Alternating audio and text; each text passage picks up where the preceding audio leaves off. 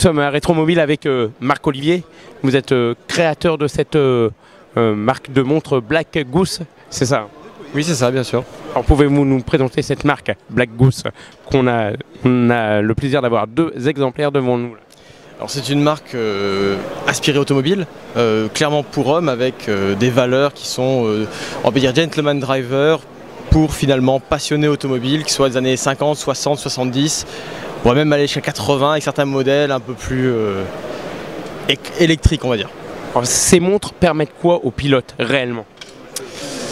À part la fonction 24 heures sur les chronographes, globalement, c'est surtout un bel objet avec des valeurs qui racontent toute une histoire, soit mon histoire par rapport au monde automobile, par rapport à la course automobile, ou des petits rappels sur certaines marques, certains aspects de grandes marques type Lamborghini avec la Miura, on peut avoir un peu DS, on peut avoir un peu de Austin LA, il y a différentes marques assez éclectiques qui se rejoignent dans les montres. Alors les 2 exemplaires, là c'est la MK2, c'est ça? Et là c'est une rouge. Alors ce rouge-là spécialement, c'est le rouge Alfa Romeo, du moins celui qui était utilisé avant-guerre. Quand les pays couraient, les marques couraient sous l'emblème des pays, les italiennes en rouge, les françaises en bleu, les anglaises en verte forcément. Et ce rouge particulier qui est un peu lit de vin, qui n'est pas le Rosso Corsa Ferrari qu'on connaît aujourd'hui, c'était la couleur des marques italiennes. Donc c'est ça l'utilisé surtout par Alfa Romeo. C'est pour ça que je l'ai appelée Veloce et qu'elle a vraiment l'âme italienne à l'intérieur, avec son petit volant Motolita sur l'arrière, enfin plein de petits détails. Et la MK2?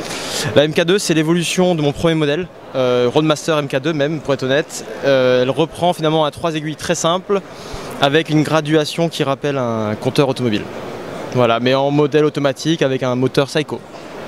NH 35A avec une côte de Genève sur la masse. Exposé ici à Rétromobile, ça représente quoi pour vous? Rétromobile, c'est globalement le meilleur salon qu'on puisse faire. Je suis issu du monde d'auto, donc finalement pour moi c'était un rêve déjà de le faire. Vous êtes designer hein? Exactement, designer auto. Et je fais 2 gros salons dans l'année, ça va être Rétromobile Paris pour les voitures et Baselworld en Suisse pour les montres. C'est les 2 pendants, c'est l'équivalent de Baselworld mais pour les voitures quoi. Ah, parce qu'on rappelle, les montres, c'est souvent des montres suisses ou...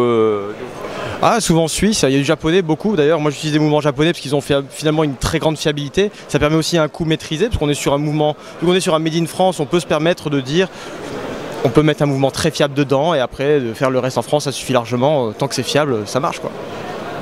Bon, est-ce qu'on peut dire que si à 50 ans on n'a pas une Black Goose, c'est qu'on a raté sa vie?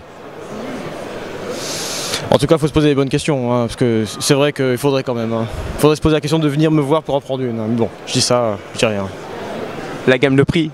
Elle commence à 199 € avec le premier modèle et elle va à 650 avec le modèle automatique. Il y a un site internet ou pas? Oui, bien sûr, qui est blackgoose-watches.com.